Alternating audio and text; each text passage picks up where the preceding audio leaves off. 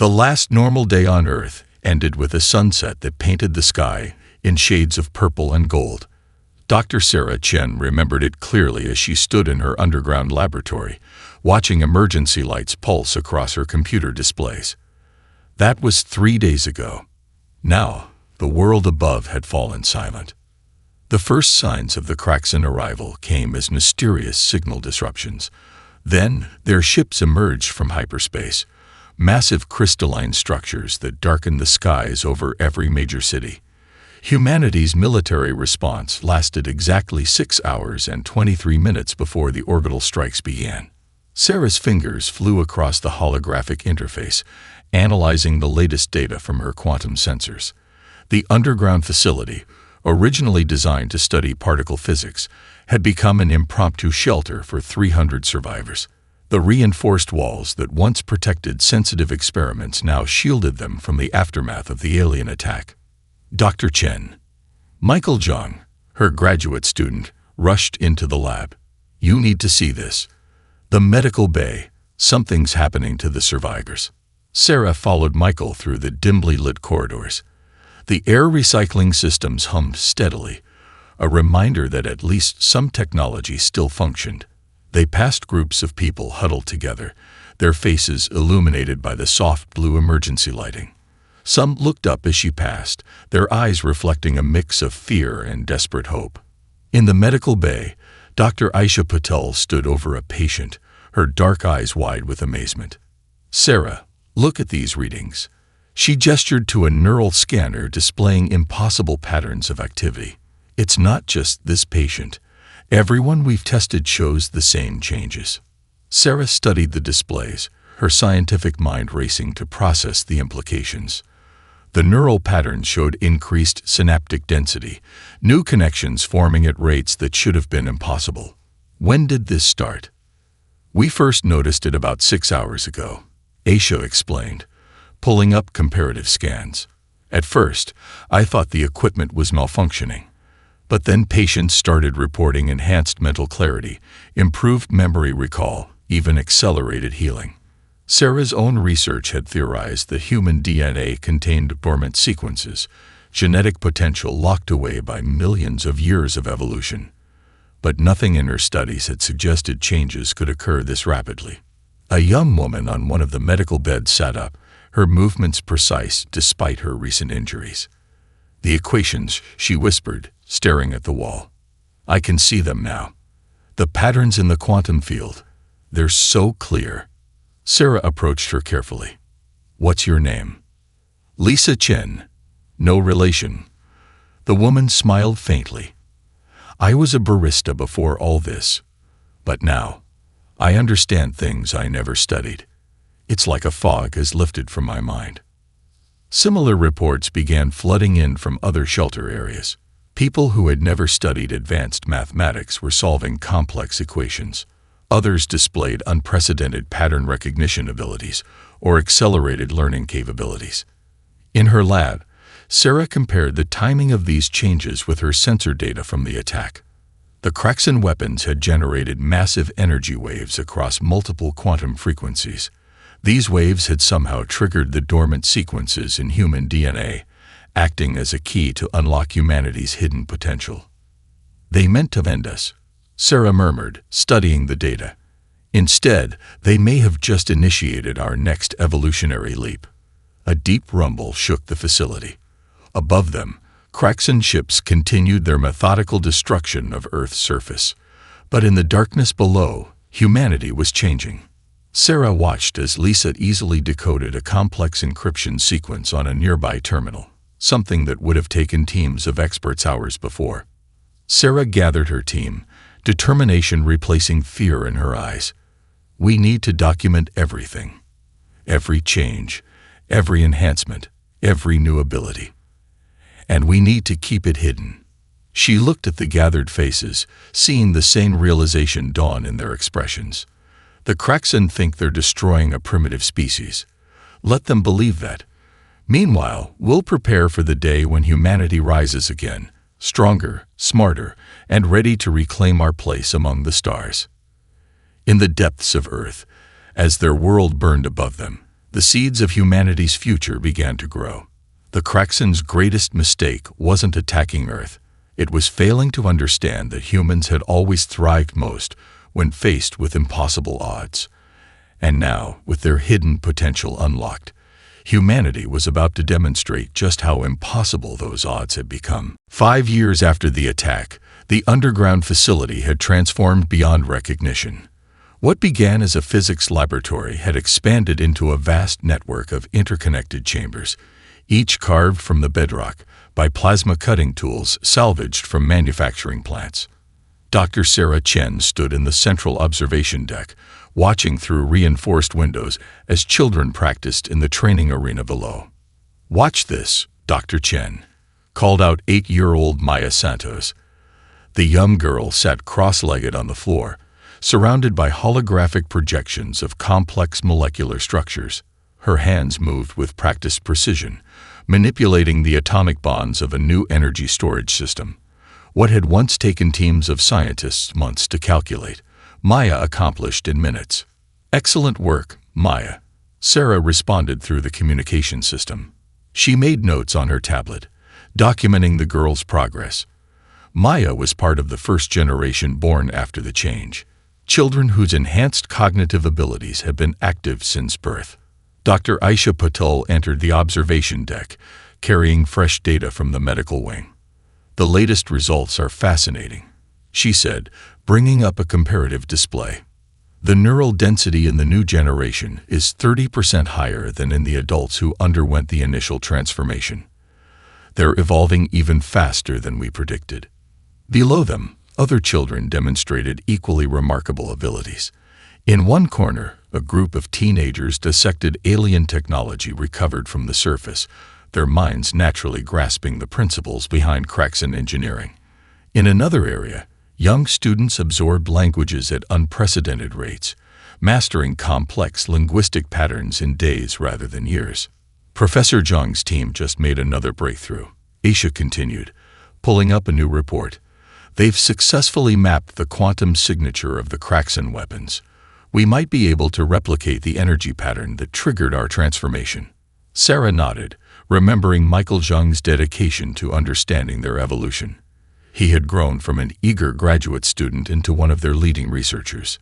"Any word from the surface teams?" "Yes, actually.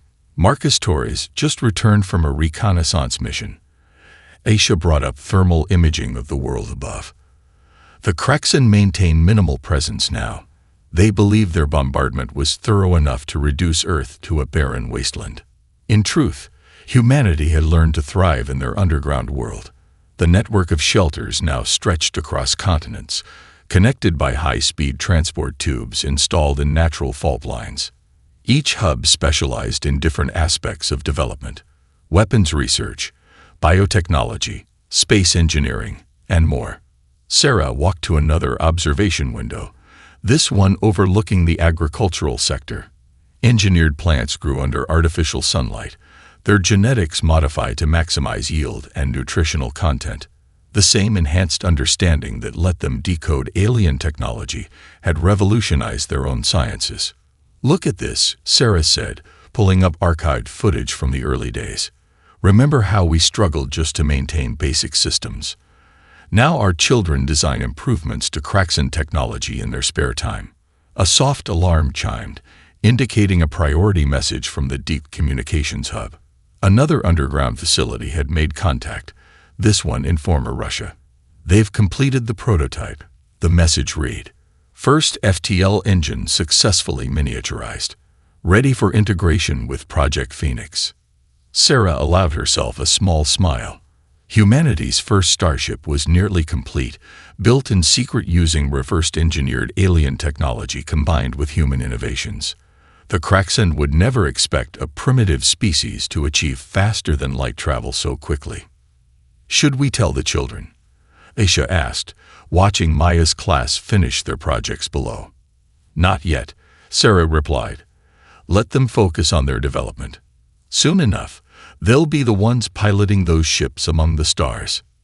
In the training arena, Maya had moved on to studying Kraxen shield frequencies, her young mind already finding patterns that the aliens' rigid thinking had missed.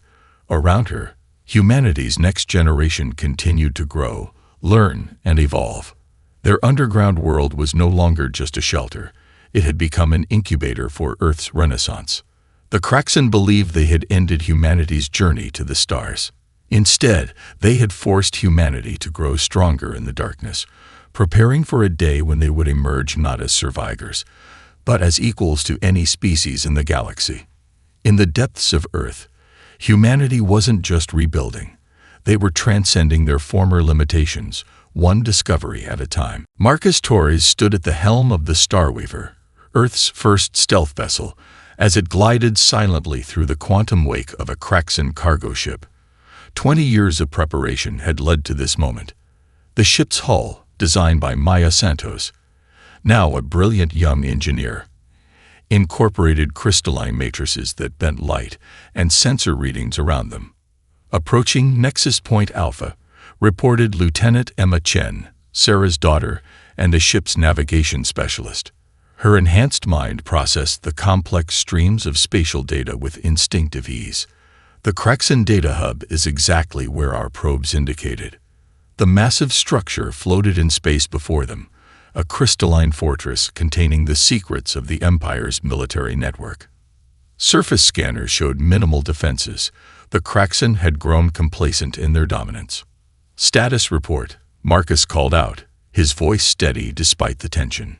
"Quantum mimicry systems operating at peak efficiency," reported Dr. James Wong from the engineering station. "Our energy signature perfectly matches background radiation. We're invisible to their sensors." The mission had been years in planning. Operation Starcatcher would give humanity its first real advantage in the coming War of Liberation. Maya's stealth technology combined with the crew's enhanced abilities made the impossible possible. "Begin Phase 1. Marcus ordered. "Deploy the quantum infiltrators." Tiny drones, each no larger than a honeybee, swarmed out from the Starweaver's launch bays. These devices, born from the combined genius of humanity's enhanced intelligence, could interface directly with Kraxan systems while remaining undetectable to their security protocols. Emma's fingers danced across her console, guiding the drones through the facility's external field. Infiltration successful. Beginning data extraction. The minutes ticked by intense silence. The crew knew that discovery would mean certain death. The Kraxan would never allow evidence of humanity's survival to reach other worlds. Suddenly, alarms flashed across James's console. Energy spike detected. They're initiating an unscheduled security scan. Marcus remained calm, trusting in his crew's abilities. "Emma, initiate protocol shadow."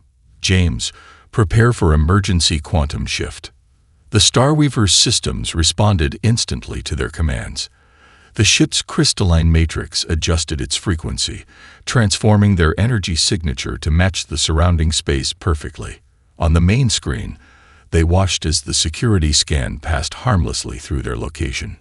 "Scan complete," James reported, relief evident in his voice. "They didn't detect us." "Data extraction at 70%, Emma added. "We're getting everything. Fleet movements, defense protocols, communication codes." Marcus allowed himself a small smile. 2 decades ago, the Kraxan had nearly wiped out humanity. Now, their own overconfidence had left them vulnerable to an enemy they thought long dead. "Sir," Emma's voice carried an urgent note, "I'm detecting something unexpected in their data streams. There are references to other subjugated species, dozens of them. The Kraxan Empire is far larger than we anticipated." The implications were staggering.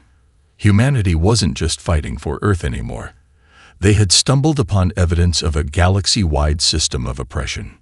"Data extraction complete," James announced. "But we got company coming. Long-range sensors show a patrol fleet entering the sector."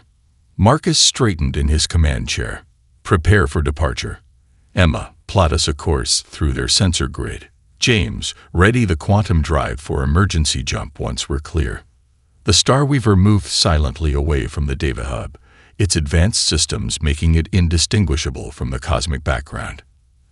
As they navigated through the patrol fleet's formation, Marcus watched the massive Kraxan warships pass by, oblivious to the human vessel in their midst.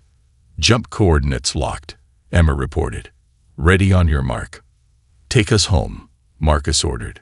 The Starweaver vanished in a flash of quantum energy, leaving no trace of its presence. In its databanks, it carried the key to humanity's next phase of resistance, and evidence that they weren't alone in their struggle against the Kraxan Empire. As they raced back toward Earth, Marcus composed his report to the Council. Operation Starcatcher had succeeded beyond their highest expectations. They now had the tactical data needed to strike back against their oppressors, and more importantly, they had proof that potential allies awaited them among the stars. The real war for humanity's future was about to begin. The holographic star map flickered in the Starweaver's command center as Dr. Sarah Chen studied the coordinates extracted from the Kraxan data hub. 3 months had passed since Operation Starcatcher, and humanity had made an incredible discovery: a hidden resistance base in the Proxima Centauri system. "Energy signatures confirmed," Emma reported from her station. "The facility is exactly where the decoded transmissions indicated. But there's something else." She adjusted the sensors, revealing multiple ships of unknown design concealed within an asteroid field. Marcus Torres, standing beside Sarah, nodded thoughtfully. The Nexus Resistance Fleet, just as the intel suggested. The Starweaver drifted closer, its stealth systems active. They had chosen this first contact carefully. If the Kraxan's other victims proved hostile, humanity needed to maintain the secrecy of Earth's survival. A transmission burst suddenly crossed their communications array. The Universal Translator, developed using enhanced human pattern recognition, processed the alien language instantly. "Unidentified vessel." The voice crackled through the speakers. "You have entered protected space. Your stealth technology is impressive, but our quantum sensors detected your approach. Identify yourself or face immediate response." Sarah stepped forward. "This is Dr. Sarah Chen of Earth. We come seeking allies against our common enemy." Silence filled the channel for a long moment. "Then, Earth was destroyed by the Kraxan 20 years ago. Prove your identity."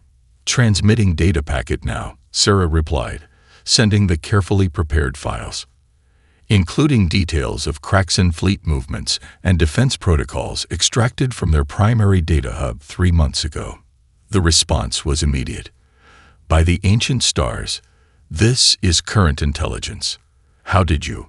"Perhaps," Sarah suggested diplomatically, "we could continue this conversation in person."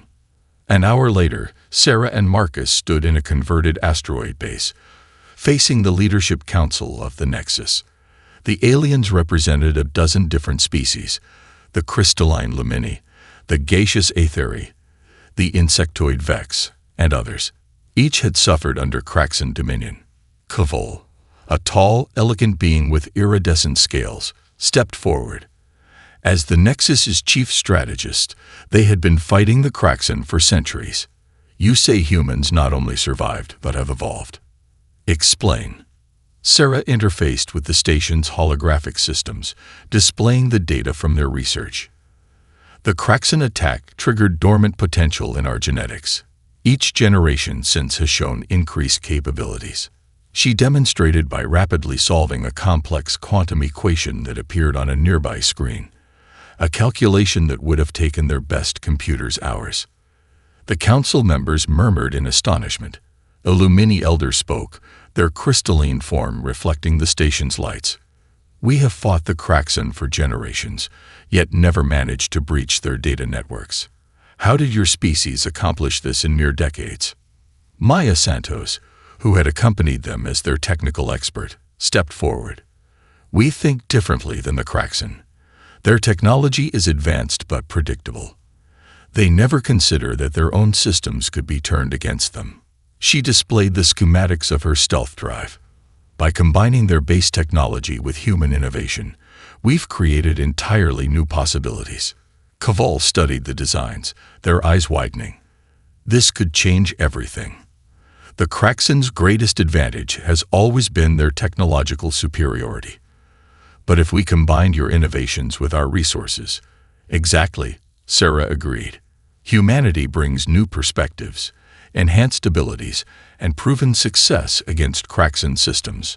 The Nexus has experience, established networks, and knowledge of the galaxy. Together, we could do more than just resist. We could win. The council chamber erupted in discussion. Some voiced caution, others excitement. Kavol raised a hand for silence. The Kraxen sought to destroy humanity because their predictive matrices showed you would become a threat. Instead, they created exactly what they feared: a species capable of destroying their empire. They turned to Sarah. The Nexus would be honored to ally with Earth. As the formal alliance was established, Sarah watched the various species interacting with her team. Maya was already deep in technical discussions with Lumini engineers. Emma chatted with Ethery navigators about advanced stellar cartography. This was more than just a military alliance. It was the beginning of a new chapter in galactic history. Humanity had found their place among the stars, not as conquerors or victims, but as innovators and liberators. The real question now was, how would the Kraxen react when they discovered their worst nightmare had become reality? The neural interface chamber aboard the Nexus station hummed with energy as Maya Santos connected her enhanced mind directly to the Kraxen communications network. Around her, a team of human operators and Lumini technicians monitored her vital signs. 6 months had passed since the alliance formed, and Project Looking Glass was about to change the nature of the war. Neural synchronization at optimal levels, reported Dr. James Wong, now head of the Joint Human Nexus Cybernetics Division. Maya, you're clear to begin the insertion. Maya's consciousness flowed through the quantum channels, her enhanced mind processing the vast streams of Kraxen data traffic. The Empire's rigid protocols were like glass walls to her fluid thoughts, transparent and fragile. I'm in their primary command network, she transmitted, beginning Phase 1 of Operation Echo. In her mind's eye, Maya could see the complex web of Kraxen military communications. Their entire empire ran on absolute certainty and unwavering protocols. That would be their undoing. The first subtle changes began appearing in routine patrol reports. Small discrepancies in supply line data, minor anomalies in sensor readings. Nothing dramatic enough to raise immediate alarms, but enough to plant seeds of doubt in the Kraxen's perfectly ordered world. They're responding exactly as predicted, Emma Chen observed from her monitoring station. Their automated systems are trying to compensate for the inconsistencies by adjusting their baseline parameters. Kavol, watching from the command center, nodded in appreciation. Brilliant. By forcing their systems to constantly recalibrate, you're creating expanding zones of uncertainty in their network. Sarah Chen studied the tactical displays as reports began flowing in from across Kraxen space. The beauty of it is that they're doing most of the work themselves. Their own rigid adherence to protocol is forcing them to acknowledge each discrepancy, no matter how small. In the neural interface, Maya directed the next phase. False sensor echoes began appearing at the edges of Kraxen territory. Phantom readings of ships that vanished when investigated. Strategic facilities reported power fluctuations that didn't exist. Supply ships arrived at bases that hadn't requested them. Their command structure is beginning to show stress fractures, Marcus Torres noted, pointing to intelligence reports from Nexus operatives. Mid-level commanders are hesitating to report anomalies up the chain, fearing punishment for system failures that they can't explain. Maya's voice came through the comm system, initiating Phase 2, deploying the whispers. Throughout the Kraxen network, encrypted fragments of data began appearing in routine transmissions. When assembled, they hinted at impossible things. Human survivors rebuilding in secret alien technologies beyond Kraxen understanding, prophecies of the Empire's fall. Their rigid mentality works against them, Sarah explained to the gathered Nexus leaders. They can't ignore data, even data they suspect might be false. Each piece must be investigated, categorized, and analyzed. The more they try to impose order, the more chaos we create. In a nearby chamber, Aetheri communications experts monitored Craxan's civilian channels. Fear was spreading through their population.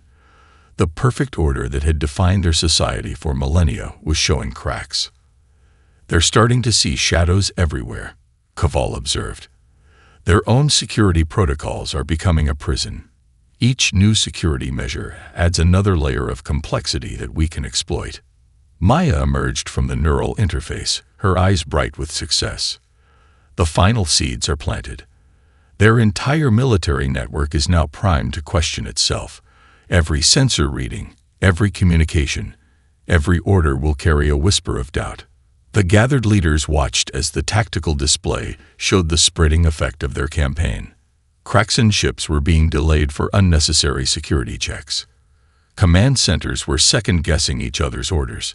The Empire's greatest strength, its perfect uniformity, had become a vulnerability. "Now comes the true test," Sarah said, reviewing the next phase of their plan. "How will they react when they realize that the nightmare they tried to destroy has returned, stronger than ever?" In the depths of space, the Craxan Empire's unshakable certainty began to crumble, undone not by weapons or armies, but by the seeds of doubt planted by the very species they had failed to eradicate. The game of shadows and whispers was only beginning. The ancient Craxan Archive Station hung silently in space, its crystalline surfaces dulled by centuries of cosmic dust. Dr. Sarah Chen stood on the Starweaver's bridge, watching as Maya's stealth systems kept them hidden from the automated defense grid. After months of psychological warfare, this forgotten facility had emerged as the key to understanding their enemy. "Security systems are primitive by current Craxan standards," Emma reported from her station. "They never expected anyone to find this place, let alone breach it." Sarah nodded to the infiltration team. Led by Cavall, the mixed group of humans and Nexus specialists had trained for weeks for this mission. The Lumini technical expert had discovered references to this archive in the data they'd stolen, suggesting it contained the Empire's earliest historical records. "Remember," Sarah addressed the team, "we're looking for their original predictive matrix data. Something made them fear humanity enough to attempt genocide. We need to know what they saw." The boarding party moved through the station's silent corridors, their enhanced minds processing the ancient Craxan symbols that covered the walls. Maya interfaced with the facility systems, her consciousness flowing through networks that hadn't been accessed in centuries. "Dr. Chen," Maya's voice carried excitement through the comlink. "I found something. Sending it to your neural display now." The data streamed into Sarah's mind. Images, predictions, probability matrices from the time before the attack on Earth. She gasped as the full picture emerged. "This is incredible," she breathed. "The Craxan didn't just fear our potential for violence or conquest. They feared our ability to change." The ancient records painted a clear picture. The Craxan's predictive engines had shown them a future where human innovation and adaptability would revolutionize galactic society. Not through war or dominance, but through ideas. Human creativity, combined with their unique ability to learn and evolve, threatened the very foundation of Craxan power, absolute certainty. "Look at these simulations," Cavall said, their iridescent scales shifting with emotion. They saw humans collaborating with other species, creating technologies that defied their understanding, introducing concepts that would transform societies. They saw their perfect order giving way to endless possibility. Marcus Torres, studying the tactical projections, shook his head in amazement. The attack on Earth, it wasn't just about destroying a potential rival. They were trying to prevent a cultural revolution. Deep in the station's core, Maya made another discovery. "Sarah, you need to see this." They ran the simulations thousands of times, trying to find a scenario where they could control humanity's influence. But every simulation showed the same result. Human adaptability would always find a way to transform the galaxy. Sarah accessed the original prediction matrices, her enhanced mind processing centuries of data in moments. The Kraxen's own calculations had shown that humanity's greatest strength wasn't technology or military might. It was their ability to imagine new possibilities and inspire others to do the same. The irony is breathtaking, Emma observed. Their attempt to destroy us only accelerated our evolution. Every simulation they ran showed humanity changing the galaxy through innovation and cooperation. Instead, their attack forced us to become exactly what they feared, but now with the resolve to actively oppose them. The station's archives held one final revelation. The Kraxen leadership had received warnings from their own scientists, predictions that showed their attack on Earth would likely fail, that humanity would survive and emerge stronger. But their fear of change was so profound that they chose to ignore the warnings. "Send this to every Nexus world," Sarah commanded. "Every subjugated species needs to see what we found." The Kraxen Empire isn't built on technological superiority. It's built on the fear of change itself. As the team prepared to leave the archive, Sarah took one last look at the ancient prediction matrices. The Kraxen had seen a future where humanity would transform the galaxy. In trying to prevent that future, they had ensured it would come to pass. "Prepare for immediate return to base," she ordered. "It's time to show the galaxy that the Kraxen's worst fears are about to become reality." The combined fleet of humanity and the Nexus emerged from quantum space above Kraxen Prime, their ships moving in perfect coordination. Admiral Marcus Torres stood on the bridge of the flagship Prometheus, watching as thousands of vessels took their positions. After months of psychological warfare and preparation, the time for the final battle had arrived. "All battle groups reporting ready," Emma Chen announced from her tactical station. Her enhanced mind processed the movements of every ship in their armada, coordinating their positions with microscopic precision. "The Kraxen home fleet is responding exactly as our predictive model suggested." Maya Santos's voice came through the command channel from her position aboard the technical support vessel. "Stealth systems are synchronized across all ships. The Kraxen can only see what we want them to see." The Kraxen defense fleet moved to intercept them, their crystalline ships forming rigid, geometric patterns, beautiful but predictable. Months of doubt seeded by Operation Echo had left their command structure fragmented and uncertain. "They're deploying exactly as their doctrine demands," Cavall observed from their position representing the Nexus forces. "Even now, they cannot adapt or change their tactics." Marcus nodded, remembering Sarah's words before the battle. The Kraxen's greatest weakness wasn't their technology or their numbers. It was their inability to imagine alternatives to their established patterns. "Begin Phase 1, he ordered. "Deploy the Phantom Fleet." Maya's technical teams activated their newest innovation, quantum ghost projectors that filled space with seemingly real ships. The Kraxen fleet's sensors detected thousands of additional vessels appearing from nowhere, their formation computers struggling to process the impossible tactical situation. "Their command network is already showing signs of strain," Emma reported, monitoring the enemy communications. "They can't determine which targets are real and which are phantoms." The Kraxen response was exactly what they had predicted, a full commitment of forces to defend against every possible threat, real or not. Their rigid protocols demanded they treat each contact as genuine, spreading their forces thin. "Launch the Lumini strike teams," Marcus commanded. Crystalline ships crewed by their Lumini allies moved forward, their natural affinity for Kraxen technology allowing them to slip through enemy shields. Behind them, Aetheri vessels released clouds of their gaseous crew members, who could infiltrate enemy ships through the smallest openings. On the Kraxen command channels, confusion spread as ships began reporting system failures and unexpected behaviors. The seeds of doubt planted by months of psychological warfare bloomed into full-blown chaos. "They're trying to adapt," Cavall noted with satisfaction, "but their entire society is built on certainty. They don't know how to handle this level of uncertainty." Marcus watched as the battle unfolded according to their plans. The Kraxen fleet's responses became increasingly erratic as their commanders faced situations their training never prepared them for. "Execute Phase 2, he ordered. "Maya, Begin the system cascade. Maya's consciousness flowed through the quantum network, her enhanced mind targeting the very foundations of Kraxan tactical systems. Their rigid protocols turned against them as false data, and conflicting commands spread from ship to ship. "Sir," Emma called out, "we're detecting massive power fluctuations in their defense grid. Their automated systems are fighting each other." The Kraxan fleet's perfect formation began to break apart. Ships moved in contradictory patterns, their crews unable to determine which orders were real and which were phantom commands inserted by Maya's team. "All forces, advance," Marcus commanded. "Remember, minimal casualties. We're here to end their power, not their existence." The combined fleet moved forward like a living thing, adapting and flowing around Kraxan resistance.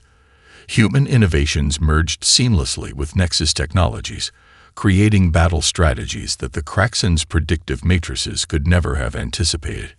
As the battle reached its climax, Marcus received a priority communication from Sarah Chen, monitoring from the Nexus Command Center. The Kraxan High Command is requesting communication. They're beginning to realize that their worst nightmare has come true. Humanity hasn't just survived. We've transformed the very nature of space warfare. Marcus looked out at the chaos they had created in the Kraxan's perfectly ordered world. "Open a channel," he ordered. "It's time to show them the future they tried so hard to prevent." 5 years after the Battle of Kraxan Prime, Dr. Sarah Chen stood in the grand observatory of the newly completed Stellar Council headquarters on Earth. The massive window offered a view of humanity's restored homeworld, its cities now gleaming with a blend of human ingenuity and alien architecture. Ships from 100 worlds moved through the sky, a constant reminder of how far they had come. "The latest reports from the transformation teams are in," Maya Santos said, joining her mentor at the window. Now serving as Earth's chief of innovation, she had led the effort to integrate technologies from across the galaxy. "The last Kraxan resistance group has accepted our offer of rehabilitation." Sarah nodded, remembering the choice they had made after their victory. Instead of destroying the Kraxan civilization, humanity had offered them a path to transformation. How are they adapting to the changes? "Better than expected," Maya replied, bringing up a holographic display. "The younger generation is especially receptive. Their minds are opening to new possibilities, learning to embrace uncertainty as a source of growth rather than fear." The door whispered open as Kavul entered, their iridescent scales now bearing the markings of the Stellar Council's leadership. "The education exchange program is exceeding all projections. Kraxan students are already contributing unique insights to our joint research projects. Their systematic thinking, combined with their newfound ability to embrace change, is producing remarkable results," Sarah observed. She accessed the latest data through her neural interface. Their predictive matrices, once used to control and suppress, are now helping us map new frontiers of scientific discovery. Admiral Torres joined them, having just returned from overseeing the conversion of former Kraxan warships into exploration vessels. The joint fleet launched its first deep space expedition yesterday. Human adaptation, Lumini crystalline technology, Etheri sensor capabilities, and Kraxan precision, all working in harmony. "We've come full circle," Emma Chen added, now a senior diplomat in the Stellar Council. "The very qualities that made them fear us, our creativity, our ability to adapt, our drive to explore new possibilities, are now the foundation of our shared future."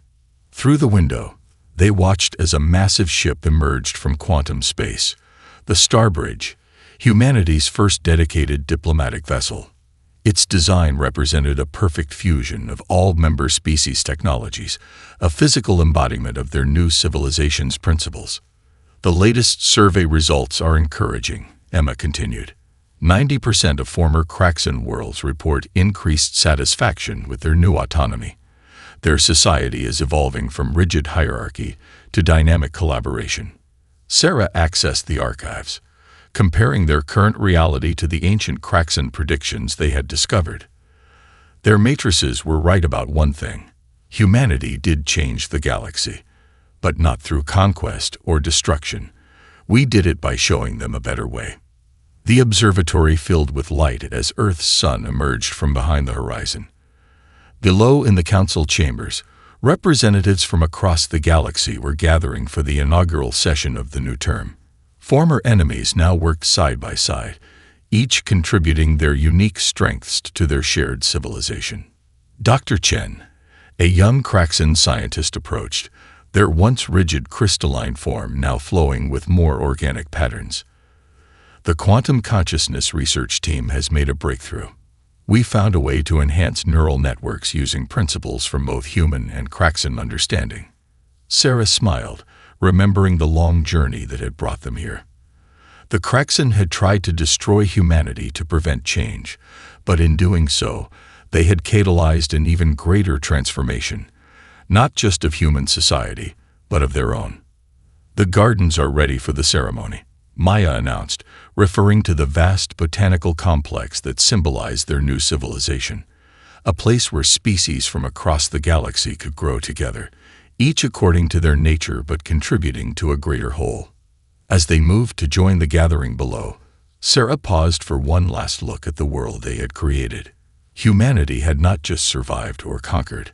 They had done something far more powerful. They had shown the galaxy that the future belonged not to those who feared change, but to those who embraced it as an opportunity for growth. The stars beckoned, full of endless possibilities, and this time, all of civilization would explore them together.